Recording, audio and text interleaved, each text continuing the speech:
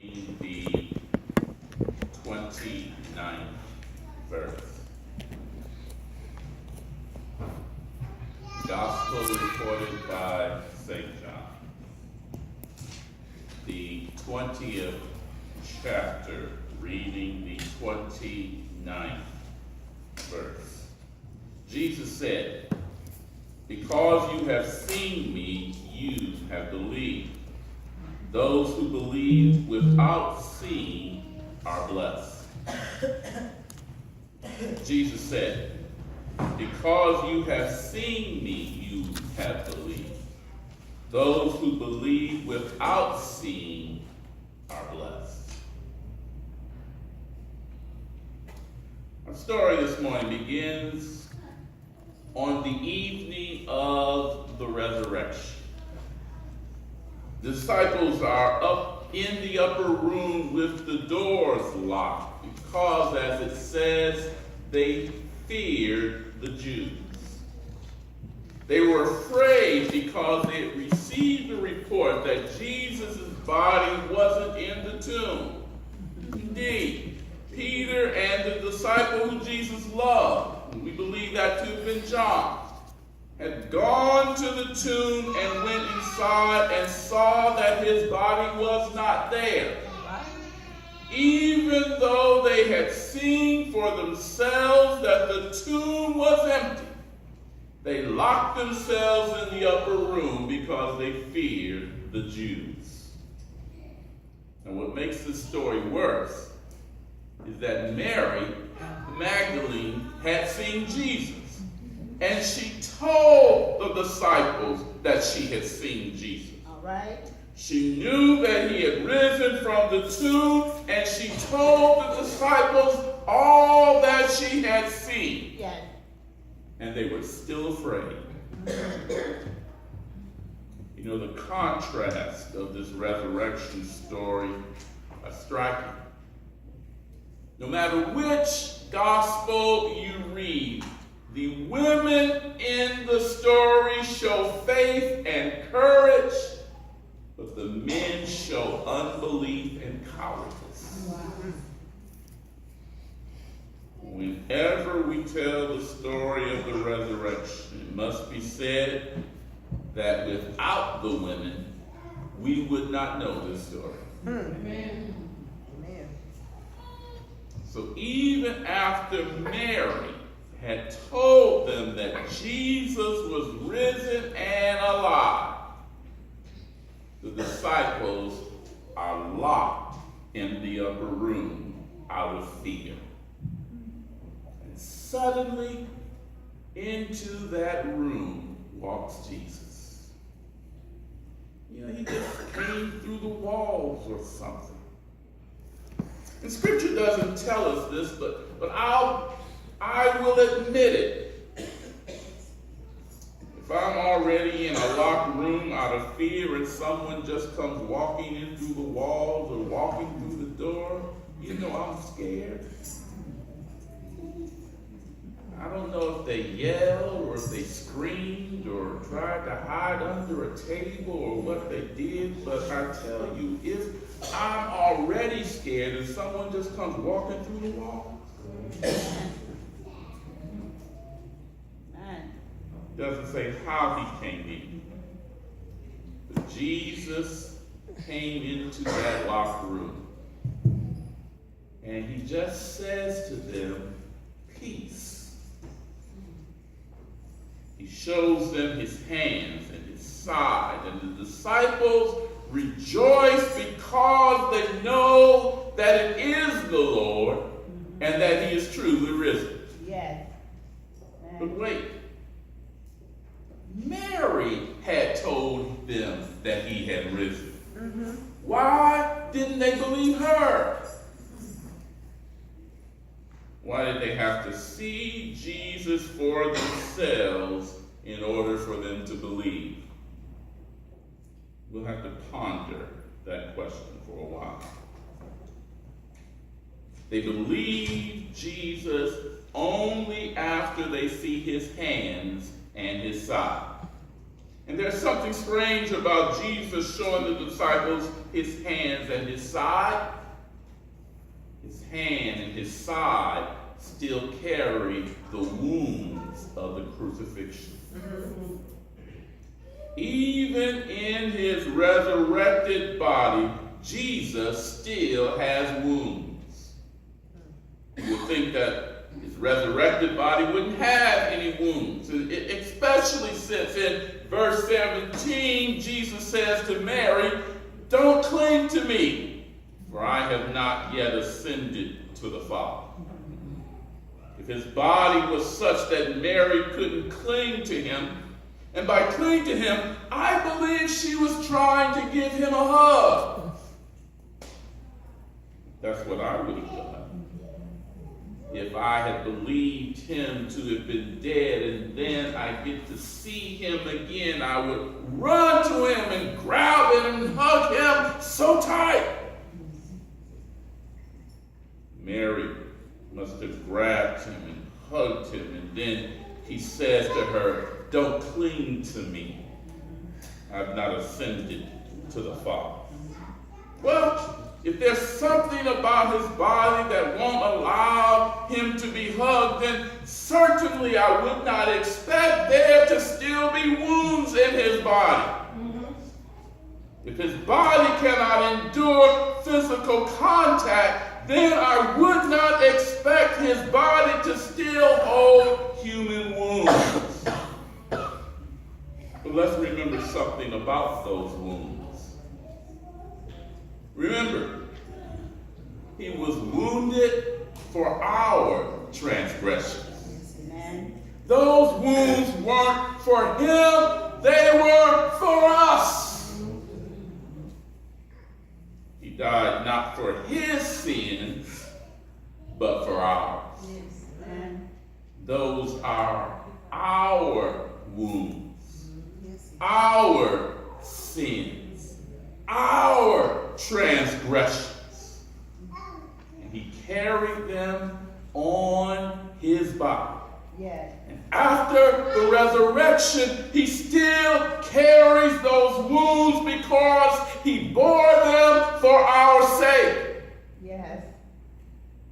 You would expect that because of the resurrection, those wounds would be healed, that they would have been done away with. But no. Those wounds remain in his body because they remain in ours. Mm. Our hurts, our anguish, our pain, our suffering, it all remains in us. And because it remains in us, it remains on his body. They did not just go away. His wounds tells us two very important things. First, that the crucifixion was real. Some have tried to suggest that it was just an illusion, that it only appeared to be Jesus' body. But because he arose with the wounds, our wounds, it proves that the crucifixion was real.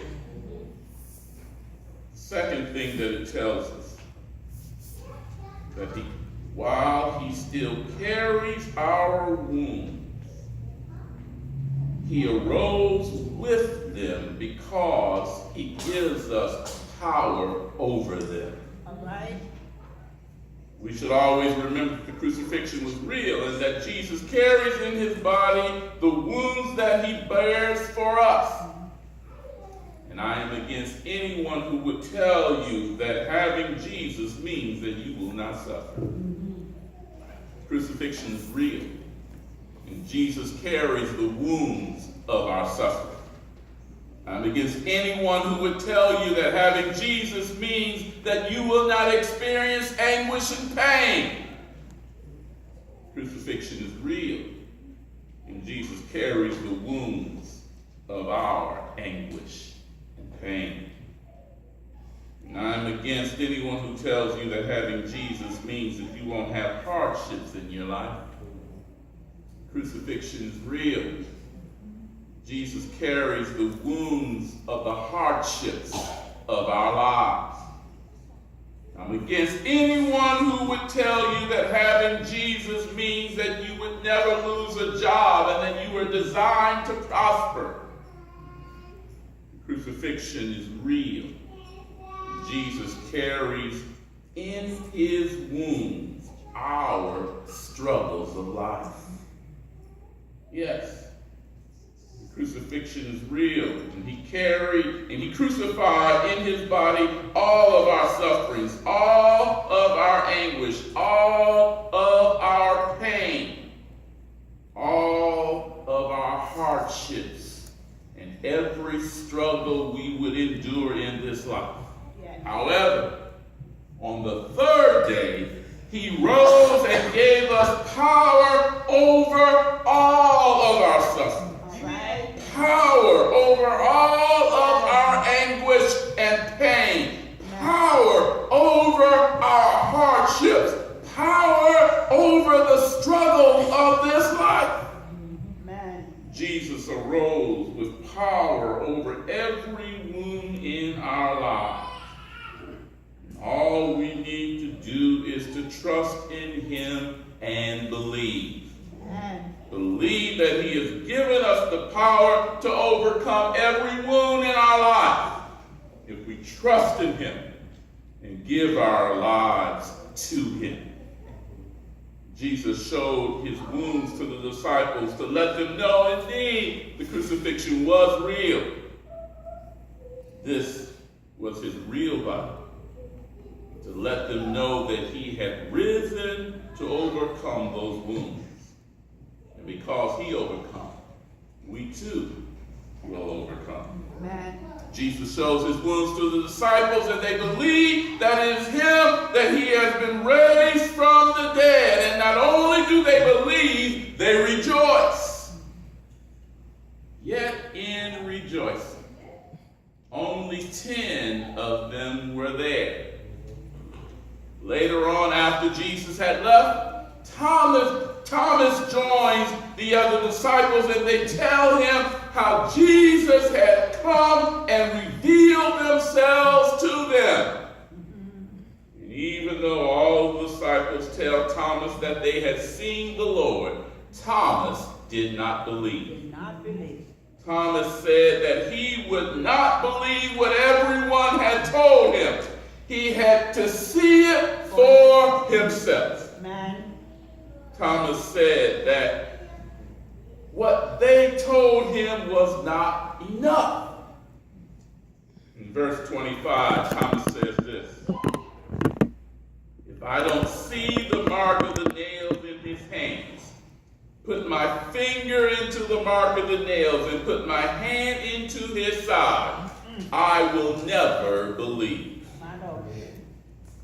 Because Thomas wouldn't believe what the other disciples were telling him, he is often referred to as Doubting Thomas. Often that moniker, Doubting Thomas, is used today when someone does not believe what they are told. Whether it is warranted or not, often today the name Doubting Thomas is given to anyone who does not believe something. But however, just for a moment, I want to give Thomas some credit. Let's remember this. Thomas was not the only one who did not believe. Mary had told the other 10 disciples that Jesus had risen, and they did not believe. They locked themselves in that upper room for fear of the Jews, even though they knew that Jesus was alive. It was only after Jesus came walking into the room where they were that they believed. So Thomas is only asking for the same thing that the other 10 had received. Amen. If none of the other disciples initially didn't believe, then why does Thomas receive such a bad rap? That's right. Instead of saying or calling him Doubting Thomas, we should refer to all of them as doubting disciples. But there's one more reason I want to give Thomas credit. We are asking Thomas to believe something that he has absolutely no reference point for. Who had ever actually come back from the dead? Well, you might say that Jesus had raised several people from the dead. And if you're reading John's gospel, it's actually because of all of the popularity that Jesus received from the people after he raised Lazarus from the dead, which started the Pharisees to plot his death. But then again, that really is the point. Thomas had seen Jesus raise people from the dead. Thomas had seen everything that Jesus had done, and he believed in Jesus. But it's now Jesus who is dead. That's right. Who would raise Jesus?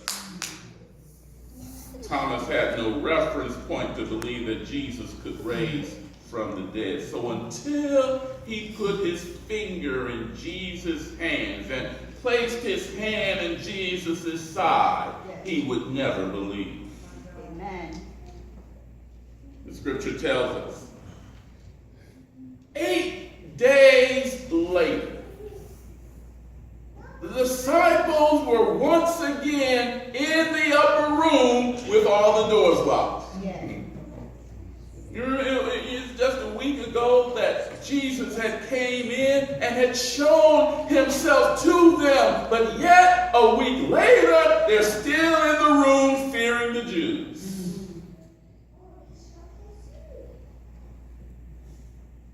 You would think that they wouldn't have reason to be afraid anymore.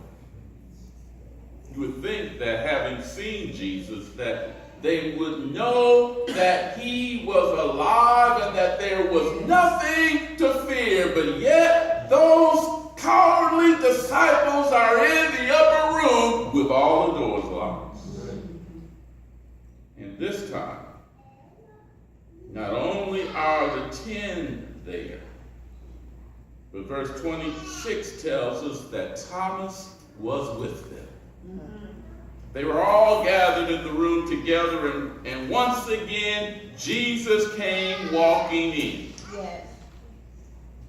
Now, all the other disciples had seen this before. They had seen Jesus come into the room. They should not have been afraid, but now I wonder if Thomas was the one that yelled or screamed or tried to hide from something. Thomas had not seen Jesus come into the room, and I'm sure he must have been afraid, as I would have been, but in either case, they were all gathered together in that upper room when Jesus walked into the room. And Jesus goes straight to Thomas. And in verse 27, Jesus says this, "Thomas, put your finger here and observe my hands. Reach out your hand and put it into my side. Don't be an unbeliever, but a believer." Amen. Jesus gives Thomas the opportunity he had asked for to touch Jesus' wounds. Thomas could not believe without touching Jesus' wounds, so Jesus says to Thomas, "Put your hand here. Put your hand here." Yes. Many commentators suggest that Thomas actually represents us. Yes. He represents our own doubt and our own failure to believe. But if Thomas represents us, I wonder why so many of us, instead of believing, need to touch his wounds again. My Lord. Remember, his wounds are actually our wounds, our suffering, our pain and anguish, our struggles in this life. Jesus' wounds are our wounds, and by his resurrection, he has given us power to overcome all of our wounds. Yes. Now, we say this all the time. We say this every Easter, and we say that Jesus' resurrection has given us power to overcome. But when trouble comes, we lose faith. We begin to doubt. And like Thomas, we want to see those wounds again. Lord, I know that you have crucified in your body everything that I have suffered in this life. But let me see that wound again so that I can believe.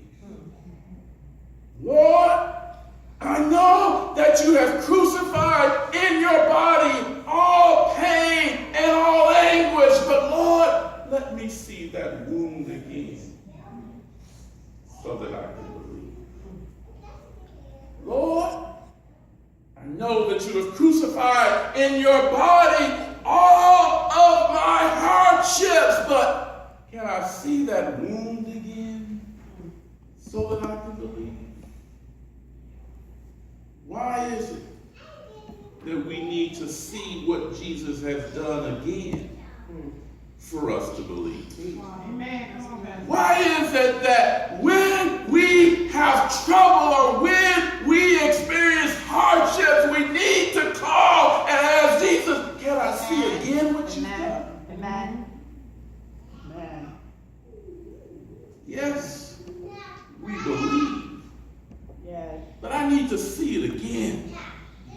I need you to show me again. But listen to what Jesus says.